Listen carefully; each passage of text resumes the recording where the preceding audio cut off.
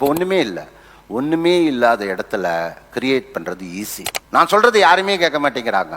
இது வந்துட்டு என்ன அப்படின்னா ரைட் டைம். நீங்கள் சொல்கிறது யாருமே கேட்க மாட்டேங்கிறாங்க அப்படின்னா you are not an achiever, you are not a productive person. உங்களை அவங்க நம்புறதுக்கு ரெடியாக இல்லை.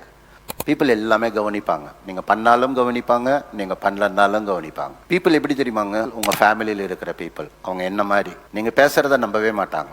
நீங்கள் என்ன பண்ணுறீங்க அதை வந்துட்டு என்ன அப்படின்னா அதை கூர்மையாக பார்ப்பாங்க. உங்களை நீங்கள் ப்ரூவ் பண்ணணும் அப்படின்னா அதில் வந்துட்டு என்ன அப்படின்னா என்ன பண்ணணுமோ அதை நீங்கள் பண்ண ஆரம்பிச்சிங்க அப்படின்னா உங்களுக்கு என்ன வேணும்னு நினைக்கிறீங்களோ, மானம், மரியாதை, மற்றவங்க என்ன மதிக்கணும், அத்தனை பேரும் பின்னாடி வர ஆரம்பிச்சிடுவாங்க.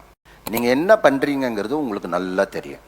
நீங்கள் உண்மையிலேயே சீரியஸாக நீங்கள் பண்ணுறீங்க, சீட்டிங் இல்லாமல் நீங்கள் பண்ணுறீங்க. காலம் நீங்கள் என்ன பண்ணுறீங்க, எதுக்காக பண்ணுறீங்கிறத அதை உத்து பார்த்துக்கிட்டே இருக்கு.